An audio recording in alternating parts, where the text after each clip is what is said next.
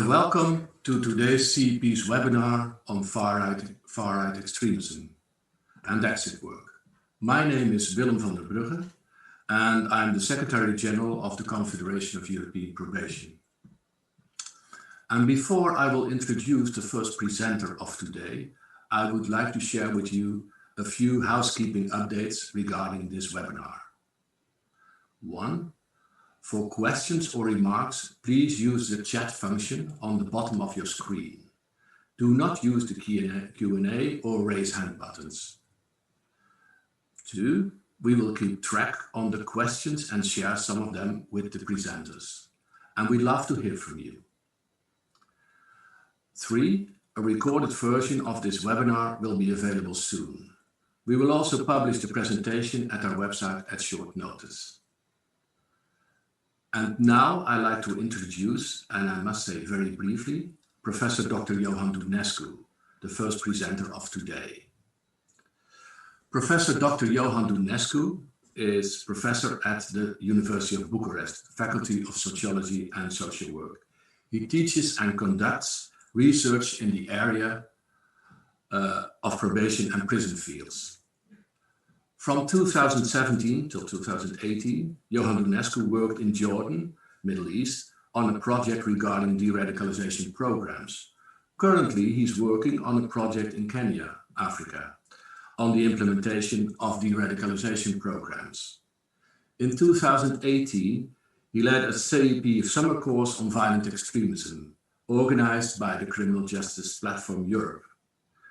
Ioan Durnescu is also a trainer on a project called Tackling Violent Extremism for the Council of Europe, of the Europe Program for Human Rights Educational for Legal Professionals, better known as HELP. In 2018, Ioan Durnescu started as co-chair of the Radicalisation Awareness Network, Prison and Probation Working Group. Now he is a co-chair of the Rehab Working Group, the Rehabilitation Working Group. Johan, I hand over to you. Thank you, Willem, for this flattering introduction. Actually, today I will have a very easy and pleasant job to set the scene and introduce Robert. He is the main speaker of today. But first of all, I think it's very important that we clarify the meaning of the violent far-right extremism. In brief, we mean violence perpetrated by right-wing extremists such as neo-Nazists, neo-fascists, and ultra-nationalists. These groups have in common two features. They try to change the social and political and economical systems in line with their ideology. The core concept of their ideology, by the way, is supremacism, the idea that a certain group is superior to all the other people. As they feel special and superior, they think that it's their natural right to dominate the rest of the population. Therefore, they fight against diversity and equal rights of minorities, and promote authoritarianism, xenophobia, misogynism, hostility towards different groups such as lesbian, gay, transgender, and so on. Although this phenomenon was not very spread out across Europe in the last 10 to 15 years, a sort of right-wing extremist amplification can be noted since last year. After a slight decline in 2018, when only one attack was reported in Italy. In 2019, 3 EU member states reported a total of 6 right-wing terrorist attacks in UK, Lithuania, and Poland. Another 2 attacks were reported in Germany, but they were not, although they were committed by right-wing terrorists, extremists, this was not considered as a terrorist attack by the national legislation.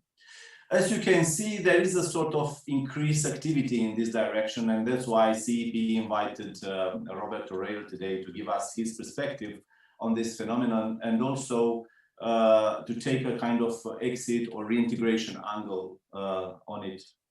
A few words about Robert. Robert works as an independent consultant in PE, CVE, and counterterrorism field, with a specialization in capacity building and training. He has over 18 years of experience in the field of disengagement for violent political extremism and organized crime gangs. He is also a director of Exit United States. Robert is a member of the steering committee of the RAN, of the Radicalization Awareness Network of the European Commission, and he is also a co-chair of the working group RAN Rehabilitation, together with me.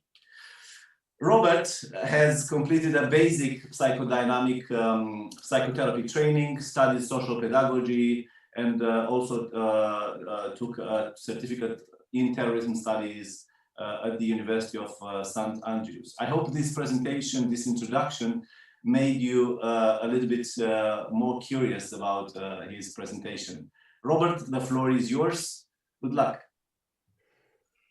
Thank you very much for that, Johan, for the intro and setting the scene. Pleasure to be here with you all. Let me start by sharing my presentation. Perfect. So the theme is really to look at violent far-right extremism today.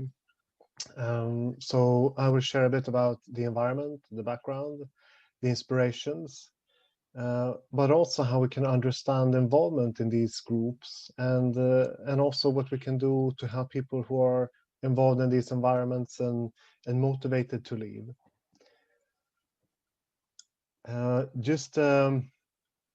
Just a year ago, Interpol released a report where they concluded that the violent far-right terrorism increased with 320% over the last few years. And I think this really marks the development that we see in a lot of these groups, and the necessity to have this type of focus in workshops and working groups dealing with violent extremism over the coming periods ahead as well. But let's get into the presentation. As Johan said, a lot of these environments gather around a set of ideas that really brings them together, where we see the sense of superiority, the natural right to commit violence, etc., as really the kit that binds a lot of the groups together. But if we look at the wider, what's usually called a white power environment or such, there's a few different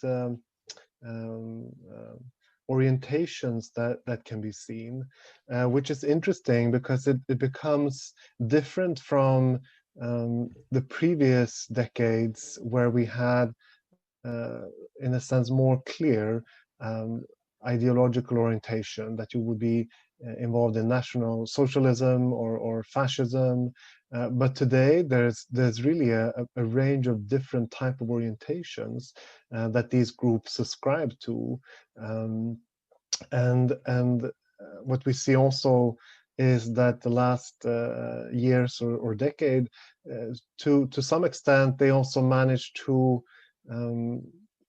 join forces to a larger extent. What we saw, for example, over in the US with the demonstration in Charlottesville in August 2017, was that there was a range of different groups uniting under what was said to be the alt-right, the alternative right, with groups who might not be 100% equal in terms of ideological orientation, but they could gather in a sense, and we see more and more of these type of trends where groups try to come together and to join. But here is some of the orientations that we see, some of the ideas that's flourishing in these groups. One of the more recent or common ones last few years would be the eco-fascism, which was the ideology that the Christchurch shooter was identifying with. But if we look at the elements of the ideology of the white power environments, there are a few things that usually keeps them together.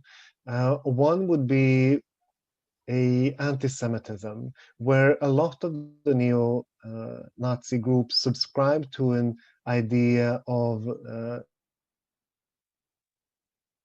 a conspiracy theory called ZOG, the Zionist Occupational Government, where there is an idea or belief that societies are ruled by a group of Jews who, from their position of power, control all governments, media, all type of political organizations, all international organizations, financial institutes, etc. And the aim of the right-wing groups or the white power groups is to fight the ZOG, because the ZOG's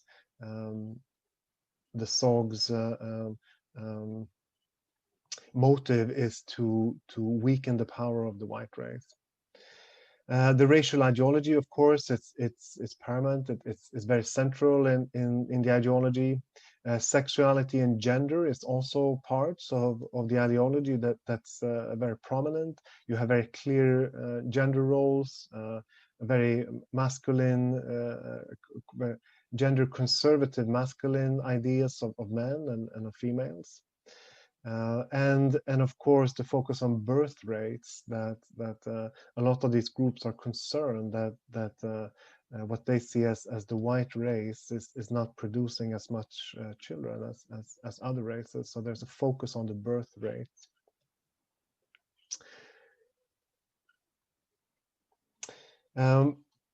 What might be interesting to think of before we go on to the inspirations is what does these different aspects fill in terms of functions for young people who join these groups.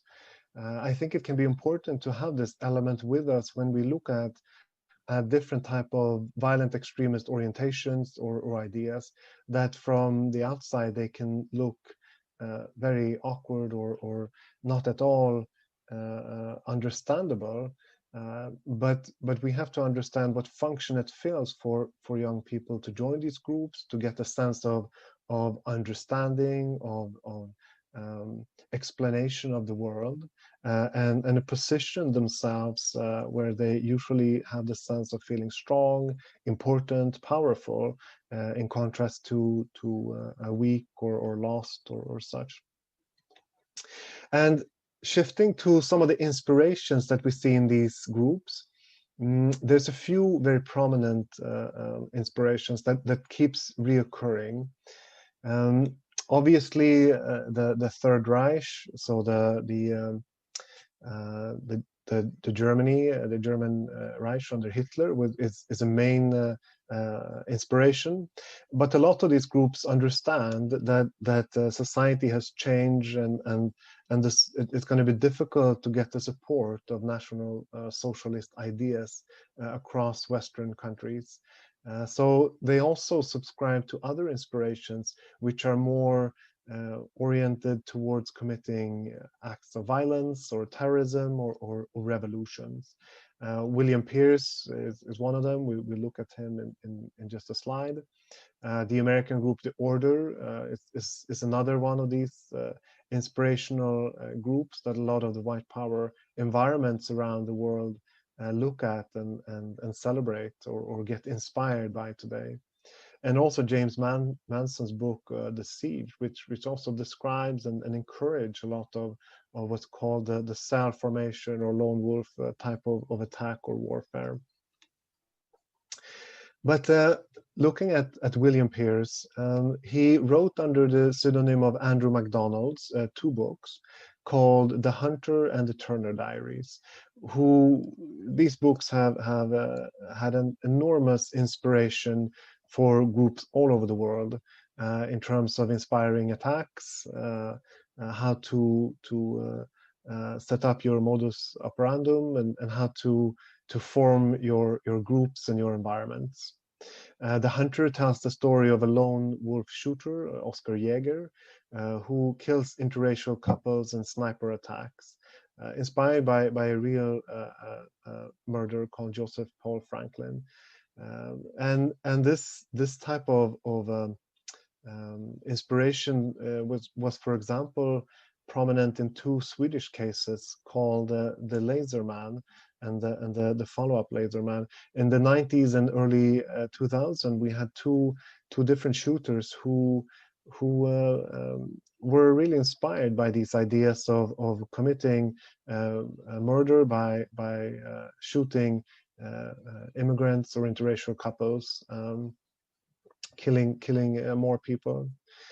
And the other inspiration that William Pierce wrote was the Turner Diaries, which is a novel written with the perspective of being in the year 2099, looking back after the revolution, where it really once again inspires tactics, mobilization, action, how to commit violence, and how to start the race war.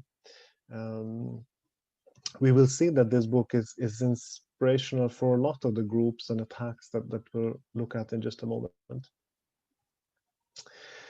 So looking at the attacks and inspiration, one area is really the Italian right and left-wing extremists during the 70s and up to mid-80s, sometimes called the years of lead, where there was an escalating violence between a range of different groups, but primarily right-wing and left-wing terrorists committing thousands of attacks, murders, stabbings, kidnaps, and bombings.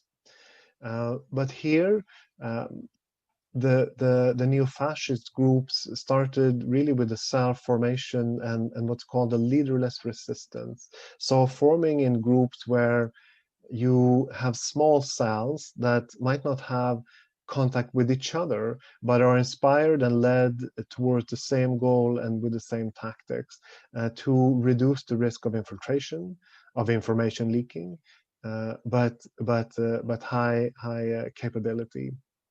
So the years of lead is an important period to be aware of when we look at the right-wing extremist scene. Some of the groups and attacks that we've seen that also is inspirational in a lot of these groups are the following. The neo-fascist attack in Bologna, 1980, which killed 85 people and hurt over 200, carried out by a neo-fascist groups called Armed Revolutionary Nuclei. We have the Timothy Mcveigh attack at the FBI headquarters in Oklahoma, 1995, which was, interestingly enough, highly inspired by the Turner Diaries that actually describes a bombing attack of the FBI headquarters. When Timothy was on his way from the scene of the bombing, he got stopped by a police control, and they actually found a copy of the Turner Diaries in the car. So just to understand the level of inspiration that this book have. We also have the National Socialist Underground, which was consisting of three members, the two Uves and Beate, who kept underground for over 11 years, murdering 10 people responsible for at least one bomb attack, and also inspired by the Turner Diaries. When the group was exposed, Beate tried to burn down the apartment with all the evidence that the group had access to. Not all of it was burnt down, and among other things, the Turner Diaries was one of the books that was found there. So truly one of the inspirational factors for this group as well. And then Breivik's attack in Oslo, which was a combination of a bomb attack in central city Oslo, killing 8 people, and the mass shooting at the Social Democrats youth camp at the island of Utøya, killing 69 youth, also inspired by the Turner Diaries. And then lastly, the Christchurch shooter in New Zealand, 2019, who also inspired by Breivik and others before them, took it to a new level in the sense that he live streamed this event on Facebook. The first 24 hours, Facebook took down 1.5 million shares of the live streaming, and the coming week another 1.5 million Facebook shares of the live streaming video. So the reach and impact from this type of attacks was unprecedented to what we've seen previous. And of course, the risk of inspirations and copycats are clearly there, and we see this with other groups and attacks that has happened since 2019. Some of the keywords or trends that we see in the right-wing extremist groups is really interesting to see if we think of the shift from the 80s and 90s, more subcultural type of skinhead groups, or very focused on the music scene, oriented on that type of subcultural scene, towards today, where we have more internet inspired activities, a different way of reaching people and getting messages across. But some of the trends that has been observed the last few years, at least, would be the idea of suicide by cops. So, which simply means that you commit an attack and you expect, in a sense, to be killed during the attack. But this will lead you to get remembered in eternity through intranet. So become a martyr and hailed in these forums. We see, for example, I mentioned earlier the American alt-right movement, which really gathers a lot of these different perspectives or orientations in a common cause, which is usually seen more as a quest, not so important how you define yourself ideologically, but more the focus of bringing together. The focus of birth rates and the great replacement idea, we have to shift the birth rates. Of course, the lone wolf and small cell formations is here, and we see more of this around Europe the last few years, and possibly what's sometimes called hybridization. That a lot of these groups might not have outspoken or clearly defined Nazi ideology ideas, but really mix a few different components to make their own type of ideology and orientation, but also in operations, the hybridization. So looking at radicalization, shifting to understanding then the process of radicalization for young people into violent right-wing extremist groups, there's a few interesting models to be touched upon and to look at. We have Khalil and Horgan's ABC model, attitude behavioral focus. There's the 3N model from Ari Kuglansky that focuses on the role of personal needs, of social networks, and of the narrative of individuals, both when joining but also when leaving. We have the ICRS, the International Center for the Study of Radicalization at King's College in London, who gathered a lot of the research when it comes to radicalization and identified 5 main areas that's central in when people radicalize into violent extremism. Grievances, personal, perceived, group grievances, the ideas, so the ideology and the understanding of the world. The needs for people, so a needs-based focus. What do these groups offer in terms of needs for people who join? The relations, so the people who are involved and the relations built and constructed in your environment. And of course, the role of violence as a way to solve conflicts or problems, or an outlet to solve different things. And they stress that there's no single factor that itself leads to radicalization, and that it's a process. And I think that's really, I think all of these different models have a lot of interesting perspectives for practitioners to understand radicalization into violent right-wing extremism. But specifically on right-wing extremism, I want to just look at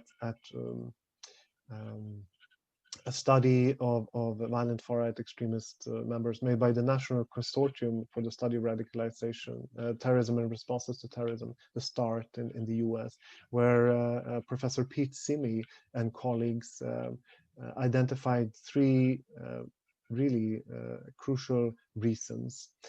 One was the role of childhood trauma, where a high percentage of the interviewed reported experiencing childhood trauma as one factor.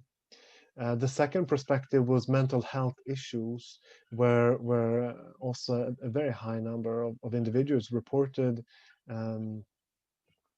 mental health issues and problems, suicide attempts, mental health diagnosis.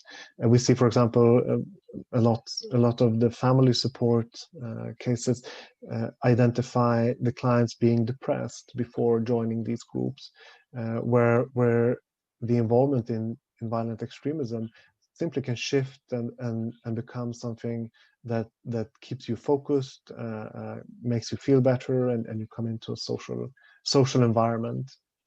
And the last identified reason was the high-risk behaviors. So that there's a history of high-risk behavior before joining these type of groups. Everything from alcohol or illicit drugs to academic failure or school dropout. So there's a range of different factors. But what I wanted just to share as a practitioner working for roughly 18 years with individuals who leave these groups is that there's a lot of different perspectives that's important, and primarily to look at the individual. How can we understand you as a person? What have you been through? What shaped your experiences? And what is it that we can identify that's important to look at when it comes to understanding you as a person? I met very few people who were young teenagers and studied ideology and felt that this might be the right way to go. But I met a lot of young people who had difficulties in life in terms of school performance, in terms of social relations, in terms of being victims of crimes or bullying, and they found the ideology and the ideas compelling in the sense that they gave connection, the sense of superiority, the right to strike back with revenge, and the community to help you to actually do that. So a range of different factors that's usually important. And one perspective that we would look at when we look at helping people to leave groups is to look a bit at the mindset of violent extremism. I'll guide you through just a few pages on this, where we see the importance of creating nuances on different levels to be able to help people shift their ideas, their perspectives, and come to new insights. But if we look at the mindset, it's usually very apocalyptic. So it's either you're with us and you fight until the end, or we will all go under and forever. So it's really the here and now. You can't wait 50 years, or this is not something for the next generation, but it's here and now. You have to act immediately. It's very dualistic in the sense that it's us and them, and very divided. The idea of being chosen, so you are chosen. You have an important role in these environments or this cause, you as a person. And then, of course, setting the group or the ideas above self, which really, we know this gives meanings to people, to have ideas, communities, a group, something to fight for. It's in a sense, builds meaning making. And then, of course, the validation of the use of violence. But what we would work with would be, for example, what we usually see in a lot of these environments is that a lot of groups have a black and white way of seeing the world. They would divide the world to a large extent in right or wrong, the in group or the out group, the kind of the enemies or the chosen ones, and this becomes, in a sense, a weakness in these environments, that you see the world in this very specific way. So what we see helpful is to work on building complexity and to complicate different type of things. And usually this might not be done in a session where you sit down with a client and you go straight on ideological points and you discuss ideology, but rather when you connect it to themselves and their lived through reality or experiences that happens close to them, and this is usually where change happens strongest. So thinking of what perspectives is it that forms individuals, and how can we use these experiences to create change. For example, the black and white kind of idea of who's good and who's bad, or friend or foe, usually doesn't really work for young people who are more in floating type of environments where they would know people who might not be part of these groups, and to kind of test or trigger this. The second perspective would be the sense of superiority or distance. Where these groups, as Johan pointed out in the initial statement, a lot of them subscribe to the sense of superiority, which makes them feel that they have the right to act and to commit violence and to strike down on others. But this sense of superiority also fills a very important psychological function, that it creates a distance towards others, which makes it difficult to connect. Others are very different. We cannot really understand them. We cannot go into their line of thoughts because they're simply so different, which really creates distance and makes it difficult to connect, to have conversations where you can come to agreement or even understand each other. And it also fills the function of creating enemies. Everybody who's not in the group or with you are enemies, which means that you have to either be careful or for them, or you have to fight back. And here it's really important to work on creating relations, to building bonds and meeting points, to close this gap. And we see from exit and rehabilitation work that creating a working alliance is usually essential in creating change. People usually trust somebody that they have a relation to much higher than somebody they met for the first time, or that they don't really have a relation to. So really working on creating relations and meeting points and closing the gap. Third perspective would be isolation, that these groups usually isolate within the groups. Not always physically, but definitely mentally, that they simply invalidate everything that comes from the outside as not relevant, as fake news or such. So what we need to do is also to break isolation, to create new contacts. The problem is that most people or most communities are not standing with open arms, taking in people who lead these groups or former extremists. So there's a challenge here to work with the double perspective of breaking the isolation for the individual, him or herself, but also the receiving communities, and how do we open up and make sure that they're ready and available to work with and take in individuals. And of course then creating surface of interaction and relations is essential. The last perspective is dehumanization. So these groups, to be able to commit violence, they dehumanize others. They take away the human qualities and values, which makes it easier to commit violence. And if we look at violent extremist propaganda, it's very evident that it's there. The enemies are called animal epithets, or mindless sheeps, or infidels, or somehow taken away the human qualities, which in a sense shows within the group how bad the others are, how low standing the enemies are.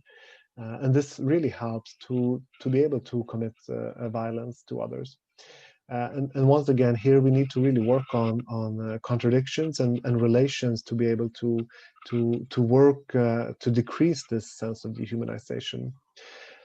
And if we work on these different perspectives and we create less connection, more complexity in understanding the world, and less need for black and white thinking, less isolation, and decrease the need for dehumanizing others, it's going to be very difficult for individuals to keep staying in these groups and to continue to being involved in these environments. So that's why we see that this is usually very important to address these different aspects, and this can be done in different ways, but as some concepts to work with. Some of the perspectives to work on can be on doubt. We see that these groups don't really voice doubt. If you voice doubt, you might be seen as a security risk, or there might be different type of punishment. So in different ways and in different setting, really focusing on the expression of doubt. So helping people to express doubt. All right, shifting to the experience of exit work. So what do we do with clients that we have in front of us who have been involved in violent extremist groups and are now ready to leave and to change perspectives and move on? There's a few different perspectives. Let me start with a PhD article written by Tina Christiansen, a social anthropologist from Denmark, who did her PhD on the work of Exit Sweden in 2015. And in the article, adding a great tone, she looked at what in Exit Sweden leads to change for clients. Which was for us very useful feedback and important to understand what are the elements that really leads to change. And one of the things that all the clients she interviewed expressed or identified was really the role of the first meeting. So how do we set up the first meeting when meeting a client? Where do we meet? What type of attitudes do we present or kind of focus on or share? What type of topics do we discuss? What type of questions do we pose? Where do we meet? So focusing on all of these things, the role of the first meeting with a non-judging attitude was really essential for clients. The second perspective that came up was the role of having shared past, because some of the exit organizations around the world, and Exit Sweden in particular, have the unique mixture of having professional social workers or therapists in combination with former members of violent extremist groups who now use their own experiences as tool with helping others as professionals. So the role of the shared past, which leads to identification, to help to normalize the process of what you're going through, to relate, and in a sense to have a peer mentorship where you get guided by somebody else who already did something similar. Of course, to have shared past is not possible to implement as a tool in all institutions. So what I think we can translate it with is the ability to build a working alliance. So how do we work with clients to build trust and alliance? And if you don't have a shared past, what are the other elements that you can use or focus on to create a strong sense of trust building and working alliance? And the third aspect that came out from the interviews was the role of informal dialogues and activities. So not having the 45-minute therapeutical session once a week where you discuss, but more in terms of spending time together and talking about things, ordinary things in life as we go. For example, a lot of the exit organizations are very hands-on with their work. They help people to for example, move if it's needed, or join to meetings with authorities, or do social activities, and these type of activities. During those, the informal dialogue is usually very important to shift focuses and to see new small perspectives. I had a client, for example, that I worked with myself over a few years, where we went to museums for some of the meetings. And if you look at it from the outside, it might be a bit difficult to understand how this can lead to exit. So going to museums with the client, so what in this actually creates shift? But then you have to break it down and look at what happens. So we meet up, we have an activity where we transport ourselves to a specific place. We spend time looking at specific exhibitions, and we can balance the talk between looking at what we have in front of us and what's going on in the process of change, which makes it a bit easier and not so in a sense pushy or pressed to focus on the change. So I think this really is the role of the informal dialogue and such. The role of confidentiality is very important. Trust.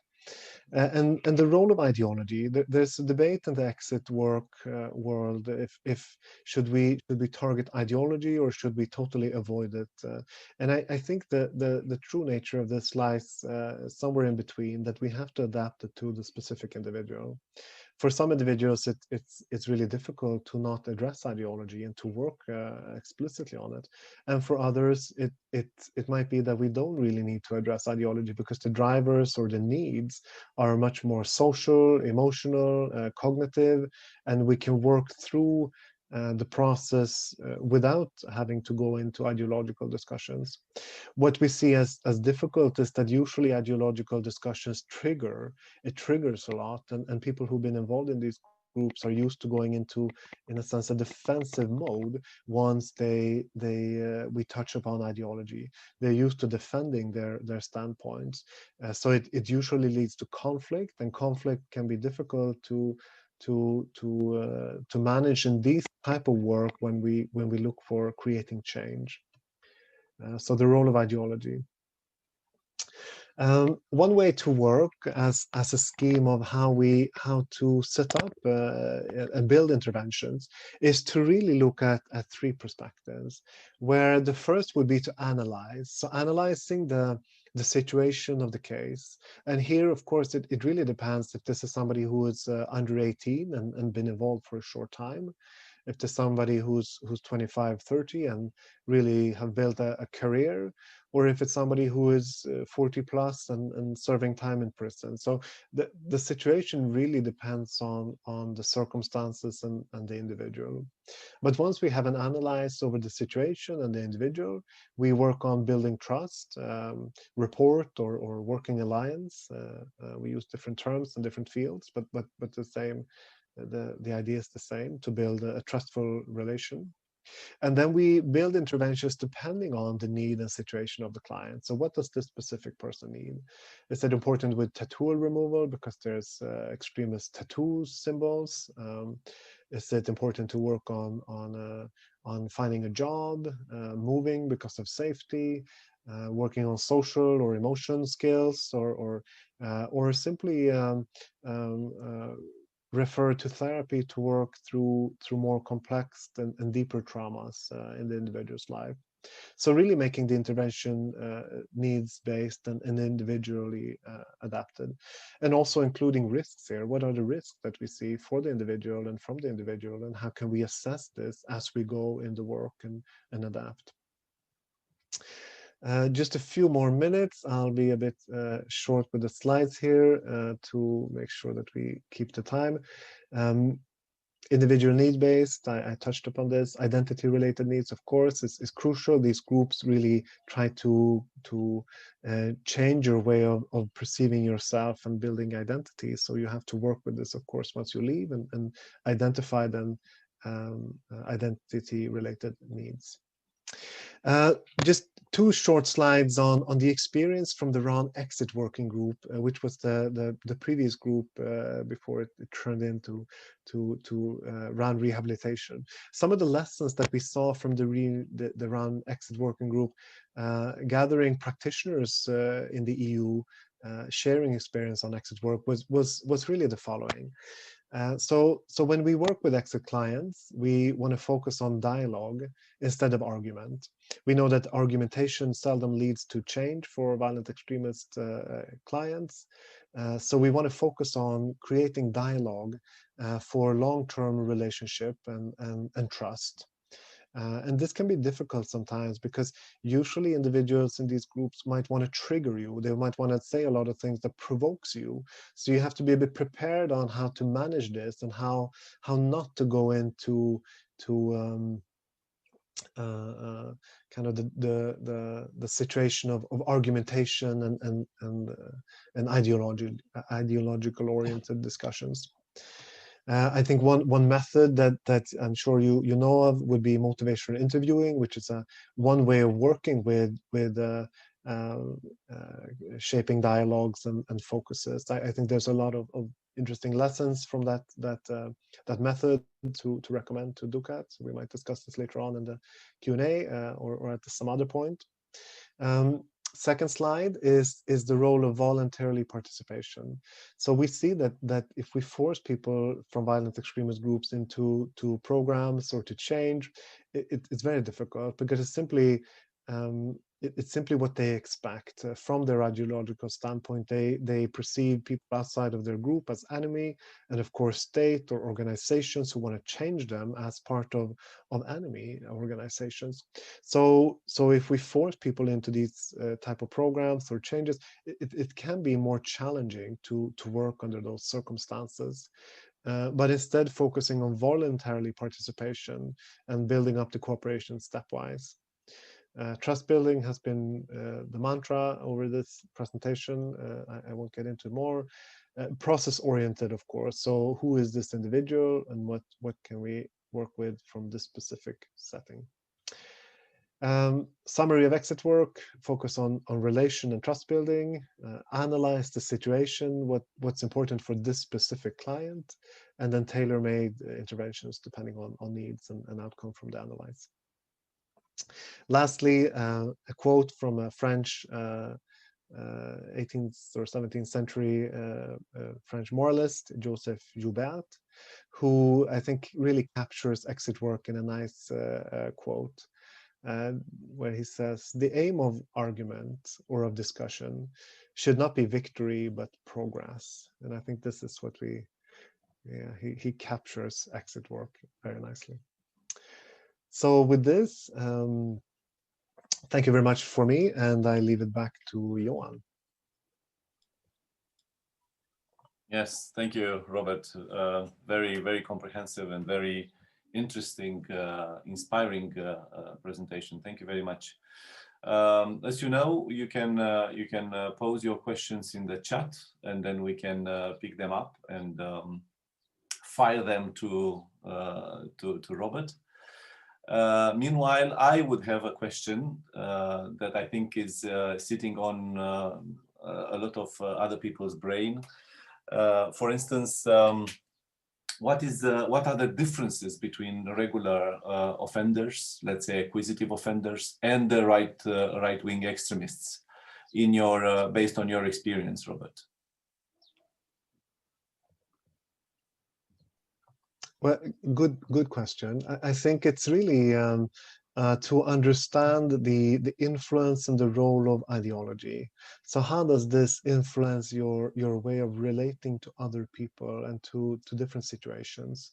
I think here we really have to be informed of this perspective, because violent extremist offenders perceive the state not just as something bad or as somebody who punished them, but as part of an occupational force that they're fighting against. So I think just to acknowledge this difference in depth and leverage of the difficulties of reaching and connecting with clients in these groups. I mean, I think that's really one clear difference. Also, the role of security for clients. So leaving these groups is usually related with threats. So if you decide to leave, you have to think of and probably get help with how to communicate this or not communicate it, or how to safely move away from these groups and environments or this involvement. And in some cases, if you're part of groups and you're in a position where you have a lot of information about the group and what the group has done in terms of attacks or plans or whatnot. I mean, this dimension as well needs to be taken in consideration. So I would say it's simply the difficulty of reaching, creating trust, and the level of severity when it comes to possible threats or counter measurements from the still involved groups. Yeah, very good points. The threats that sometimes they perceive not only from outside the prison, let's say if they are in prison, but also from the other prisoners. Mm. Sometimes they are a target of the other prisoners as well. Mm-hmm. And I also think that the families are quite different if we think about both groups. In the first case, when we speak about ordinary offenders, most of the time we can count on their families to work on their reintegration. While it's not the case in many situations with the right-wing extremists, sometimes they are in deep conflicts with their own families. So it's quite difficult to, mobilize their natural kind of environment towards reintegration. So yeah, there are a lot of differences we need to bear in mind. And I think this is one of the questions coming from Iuliana Carbonaro from Romania. What are the main differences in the intervention for these two groups? Okay, we saw that they are different, but how these differences document, let's say, our interventions? I think I think once again it comes back to being informed of how do these groups work. How do they affect the clients? How do they affect the mindset of people? How do they affect the relations to other inmates, to people still involved, and to us as professionals? So it's really being informed over these type of differences and aspects. And when it comes to the difference, I would think at least that we would need a bit more time with these clients. I mean, we would have to count on that it takes longer time to create trust and a change. But also, as we mentioned, the aspect of security. So where do we meet clients? How do we market that we or not market that we meet them? How do we help them to communicate or not communicate that they're on their way to leave? So I think these dimensions that we touched upon are really some of the main differences when it comes to interventions. But then also being informed of how is peer pressure and ideology affecting people's willingness to change, or what type of interventions make sense to work with. And I mentioned previous motivational interviewing as one intervention that we see very helpful when it comes to the specific type of target group from the perspective of the non-judging and really working on internal motivation instead of external. Yeah, very good, very important points, and I'm very happy that you emphasize the need for time and resources for this type of special group. I remember once I interviewed an exit worker in Sweden, and he told me that sometimes you need to meet the person for like 20 times before you actually start working, just in order to create the kind of working alliance that you need in order to move to the real work, let's say. So yeah, well, I wonder how many correctional services in the world allow for this kind of time window to allow the professional to create this type of working alliance as is needed. So yeah, very, very important points, Robert. Thank you very much. We have another question, again, very interesting, pointing to another direction. If there is any relationship between political parties and right-wing extremist groups in your experience? I think that's also a bit of the shift that we're seeing over the last decade, that in the 80s, 90s, no serious political parties wanted to touch these groups at all. But today, with the transformation and the kind of more blurred lines over ideological orientations, we see much more of this that there's an increase in relations. And of course these groups, I mean, they want political support, they want to create political change, so they're looking for it, and here it's up to the political parties and leaders to really think of you know, what messages they send. And it's easy in current times. I mean, it's we have the example from across the Atlantic, which is prominent in that sense, where the president of the United States tells a hate group to instead of denouncing them, telling them to stand back, stand ready, or something. So I mean, I think the role of political support for these groups is increasing in some parts of the world, and here we have to be really careful of this borderline and this how we communicate about. I mean, it's up to political leadership simply. How do we make sure that we create distance to groups that promotes hate and violence? Yeah, it's becoming the lines between right-wing extremism and political parties in some countries is becoming quite blurred. For instance, I remember that the person sentenced for right-wing extremism, terrorism in Italy in 2018, he previously ran for elections for Lega Norte, I think, in Italy. So it's it's quite worrying. Are there any female right-wing extremists in your experience, Robert? There is. That's a good point. I think I touched upon it briefly in terms of ideology, that it's a very gender conservative environment, which means that what we see is mostly males are attracted to these ideas or involvement in these groups, but there's definitely an increase, and this is also one of the developments and trends we see from before the shift of the millennium, that it was very male dominated at that point, and these groups realized that it's going to be difficult to retain members if members only can meet partners outside of the group.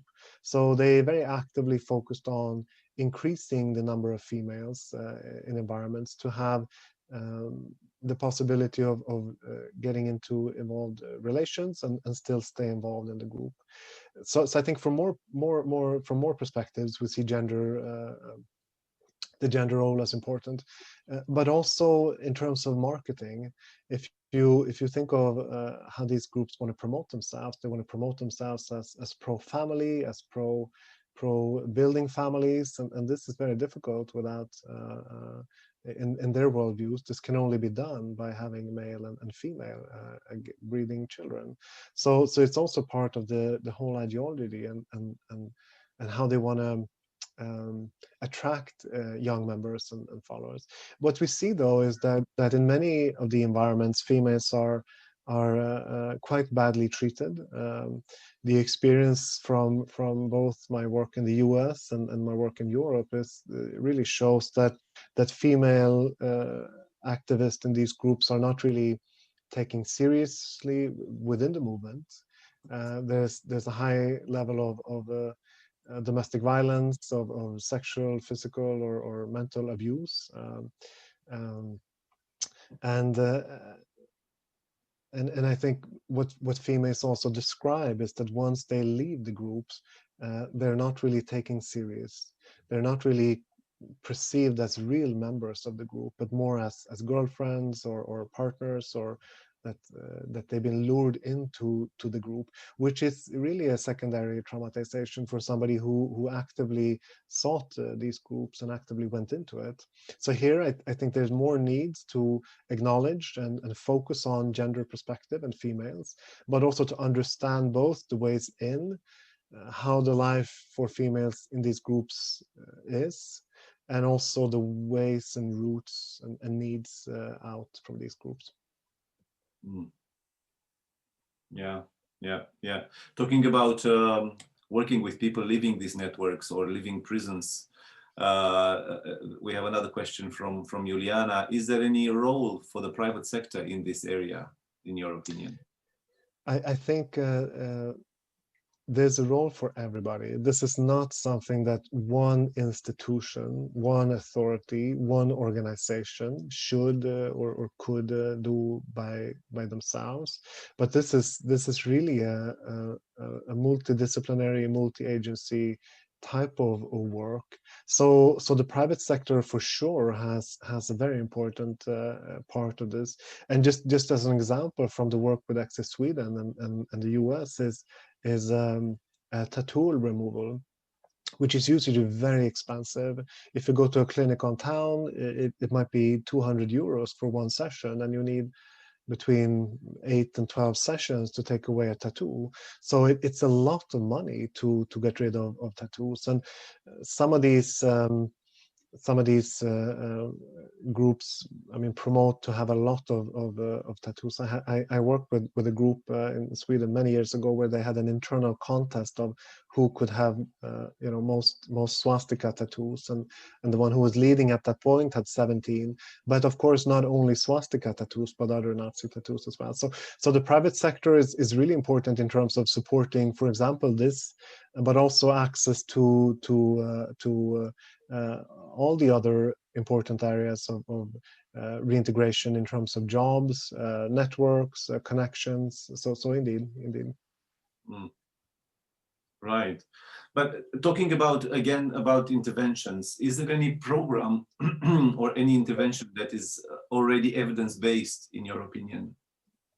I think this is a fairly new field. I mean, if we look at the first exit program set up by Tore Bjørgo in Norway in mid-late 1990s, we're talking about roughly 20 years. So there's really a need for more research, more evaluation, more evidence on what works and what doesn't work. We have, for example, the PhD by Tina Christiansen that I mentioned earlier as one research focusing on what works and what seems to be important elements. But there's definitely a need for more.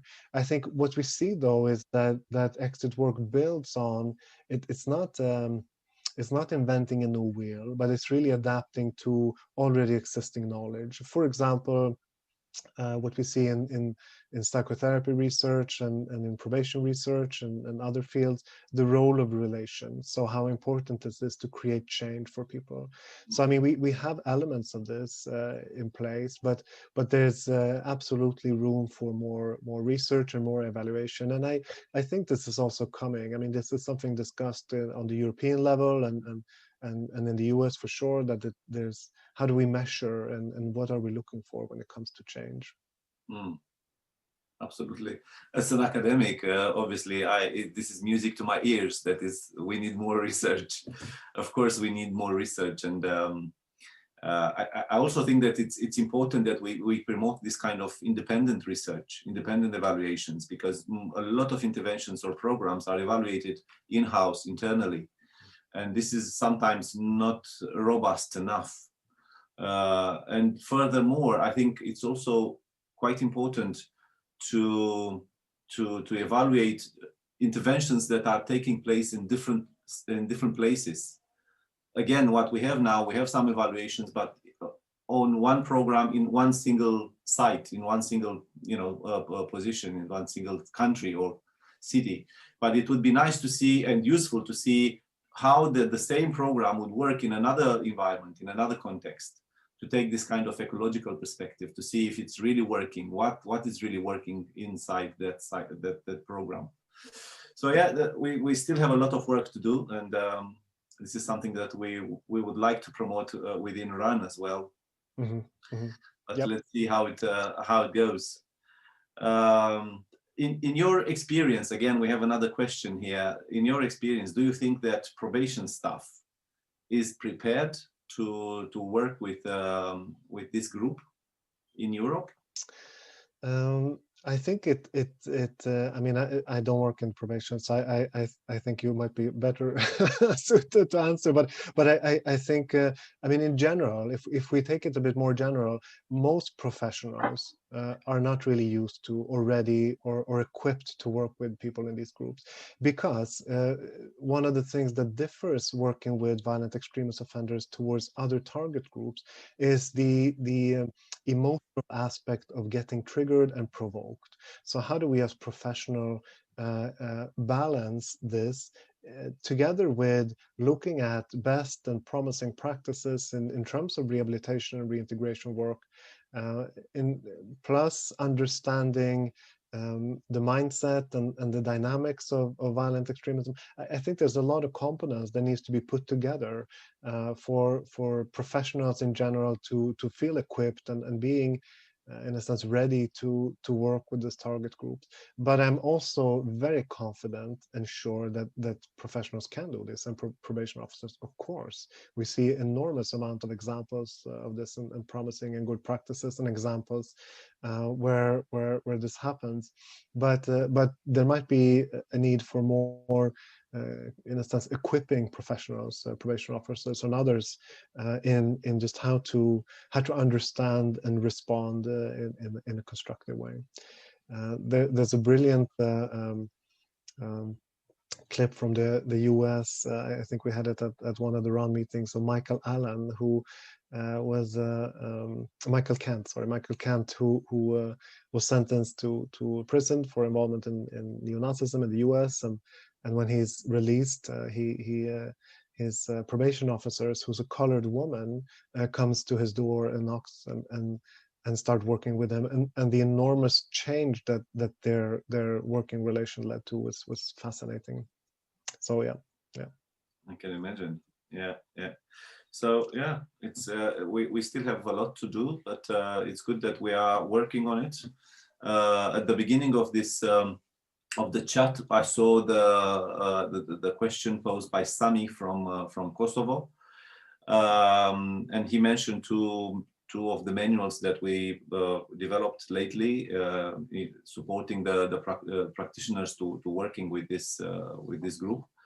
And I think one of his questions at the end of his message is really important, to see who can go to Kosovo and help work with professionals in Kosovo to develop new programs, adapted programs or interventions to help especially returnees, especially female returnees from Syria. So I think this is a challenge to us all, how we can help each other. And I think this leads us to another question that comes from chat about transnationalism.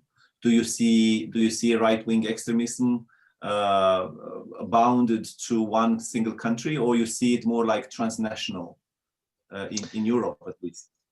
So usually these groups have had difficulties with the international cooperation because of the nationalistic elements in their ideas and ideology.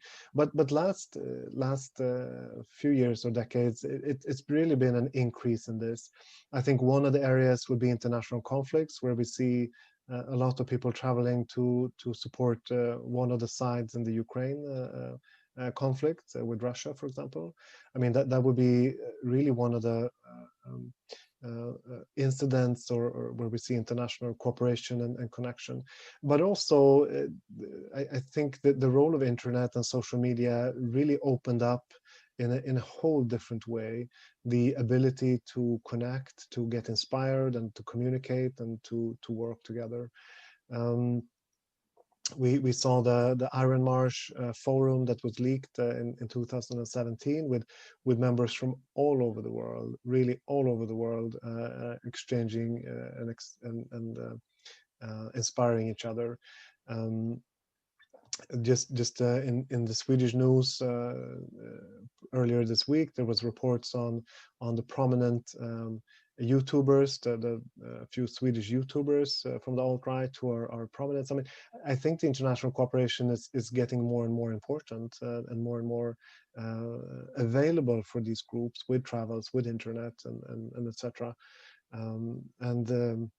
We have many examples of groups participating in each other's events around Europe. There will be Swedish groups and German and Polish groups going to events in the Baltics and in Germany and elsewhere. So I think this is more and more coming up. I mean, they understand, these groups also understand that from their perspective, they need more cooperation and collaboration. Yeah, absolutely. Yeah, I mean, this trend of, moving the main activities from offline to online is really facilitating this sort of transnational approach. And again, I've read recently about gamification and other trends that are really pushing towards internationalism, really. Okay, we have more and more questions. Another one is, do you see the role of former right-wing extremists in reintegration? Well, when stating this, I'm also very aware that myself, as a former, I'm answering this question. I think formers fill a very important function in working together in teams. I see a lot of risks if we take formers and we don't put them in professional settings, we don't equip them, we don't help them to develop, to become professionals, because I think there's risks here that if you have experience from something, that doesn't necessarily mean that you are qualified to helping others. I think that's why we have trained doctors who do operations and not somebody who hurt themselves to do operations. Or, I mean, we have, there's simply a level of training or professionality that needs to be in place when we help others who have gone through something similar that we have. And here, I mean, this has been a large focus the last years, and with the role of formers, I think there's a lot of potential. Formers can have a very powerful message and inspiration for others, but once again, it's really important that it's not a firework. It's not one thing happening once or working in a silo, but it needs to be embedded in a professional setting, working together with others, because formers are per se not therapists or psychiatrists or probation officers or police officers, or so they need to cooperate with all these different professional functions to be very efficient. And I think also when we engage formers, it is really important with distance and self-work before. Unfortunately, there's too many examples around the world of formers who weren't really ready, and they were put in spotlight, and they didn't do the self-work, which means that they didn't really in a sense arrive to their new identity and their new position, which is in a sense harmful, because then we don't really help them to change and develop, but we use their stories or their personas in a sense to help us, but we don't really help them to develop and grow further. So that would be my point, that it can really fill a very important and good function. It is not a silver bullet, but it needs to be, and if it's used, it needs to be put in context and professional settings. Yeah, very good point. I remember once we had a conversation about it, and you said something like, to be a former is not enough to be a good professional. And I think this is a very good takeaway point from our meeting, for others to remember. Talking about again the blurred boundaries between different countries or different groups. Do you see any kind of mix between right movement and other movements such as COVID skeptics or 5G conspirationists and other groups like that? Maybe to call them fake news groups or something like that. Mhm. Do you see So, any kind of synergies between these movements? oh, indeed, indeed. I think a lot of the groups that subscribe to different conspiracy theories, I mean, they join forces in many ways, and they're skeptical towards these, what they call the establishment, towards mainstream society, towards news in general, which are seen as fake news. And so I think there's really synergies here. Where a lot of the violent extremist groups also see potentials to recruit people. You mentioned the gamification earlier, and we see more and more attention to the online chat forums around online games. Um, I mean, the enormous amount of people spending time online in games and chat rooms is a gold mine for these groups to also recruit and to spread ideas and to get their messages out. I think this is part of the new generation, in a sense that you would recruit through internet, through memes, through the very sarcastic type of jokes, and you escalate it slowly. To shift people's perspectives. You invite them to closed chat rooms where they feel special to be invited to. This is only for very few specific chosen ones, and so we really see this, and of course, extremist groups. It's probably easier for them to recruit somebody who's already skeptical than to target, the recruiting the liberal youth camps. I mean, they just, I mean, it's just too far away to reach. So they would try to identify individuals who already subscribe to ideas that are similar, or um, that they can identify with, and perhaps build further on. Absolutely. Talking about this, Robert, do you see any effective program or intervention that would help preventing recruitment or even running some interventions using online environment? Mm-hmm. I think this is upcoming. This is really part of the upcoming work. I think there's a few elements that can be interesting to look at, and one is how do we educate people in critical thinking and messages. Of course, this is not enough. We know this. It's not enough to do this, but that's one area. How can we, because we're bombarded with messages all day long, and especially young people who spend probably more time on social media than most of us. I mean, the amount of messages that they get bombarded with, and they have to take stand on, and they have to make decisions on, are endless. So in a sense, equipping with how do we choose and how do we critically think of this, and I mean that's one aspect. The other is also to be present online. So how do adults and professionals, or how do we actually make sure that we are also available and present and understand and knows what's going on. I think one example of this is the French promenade de net, something. My French is not so high, but it's simply web walkers. So social workers working online to go into different type of chat forums, to be online where young people are, and try to create relations and trust and be adults in the same way that you would have at the youth center, your local youth center in your municipality. It wouldn't be so that young people, 20, 30 young people are there without an adult, but there would be people there, trained professionals. And I think in the same way, how can we also mobilize forces to be active online, and come with in a sense a bit of counterweight to all the messages and information that comes from other groups with other agendas. Yeah.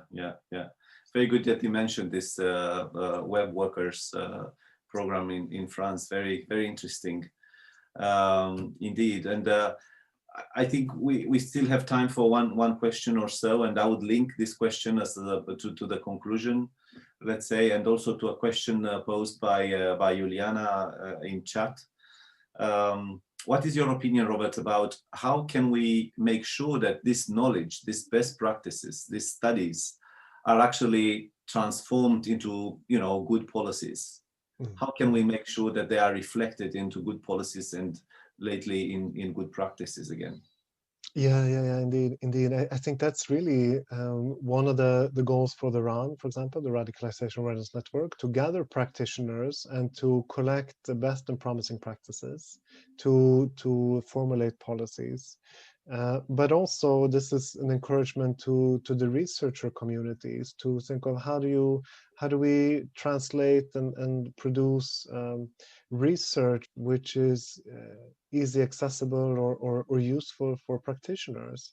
I think my experience is that most practitioners wouldn't sit down with a 300-page academic report to study approaches or such, but how do we instead create material and link these different, in a sense, these different fields.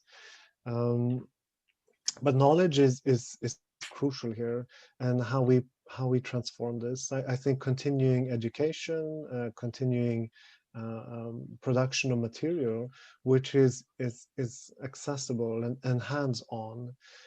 I think this is part of it. So how do we create manuals or resources that is user-friendly and kind of hands-on perspective? But of course, then how do we create policies? Well, that's also a part of it. So how do we link up policymakers with practitioners and researchers? How do we bridge? Because I think it's a gap. I think we can talk about bridging a gap here. How do we create meetings, surfaces where we can interlink and have dialogue and understand each other's perspectives, so that policies are informed by research and practice and made available in a sense to facilitate practice. Yeah, in a way we need to create this kind of feedback loop where research is evaluating and it comes up with conclusions, recommendations for policies. Policies are formulated and then they turn back into practices that are evaluated again, and so on. I think this is a good way of progressing by providing this sort of feedback loops where all the stakeholders would be involved. And I think we are ready now for the conclusions of the day, and for that I think I need to pass the floor to Willem again. Thank you, Robert. Thank you, Johan. Hello, everybody. Here I am again. Unfortunately, I must say this sub-webinar has come to an end, and I hope you enjoyed it. At least I learned a lot of insights of right-wing extremism, which I was not aware of. Especially what we learned from the questions and answers you asked. I found that very important. One of the conclusions I learned was that it's very important to have a dialogue with the offender instead of talking about arguments. That is for me very important. We learned about the relation of politicians. We learned a lot about the influence of social media and the internet. We learned about the programs provided. There's still a lot to do, I think. A lot of what I heard was new for me. I hope you enjoyed it. And as I said, I found it very interesting and I learned a lot. And I like to especially to thank Ioan Durnescu and Robert Örell for their time and expertise. And of course, I like to thank you on behalf of CEP, our audience of today, for tuning in. And before we'll end this webinar again, a few housekeeping updates. After the meeting, we will send you a short evaluation form to get your feedback on this webinar. It's important for us so we can improve future webinars. And as I said at the beginning, this webinar will be published on the CP website and our YouTube channel. So please keep an eye on our social media channels as we will promote it there. So thank you again for joining CEP, and we hope to see you another time. So goodbye and follow CEP's activities on our website and social media.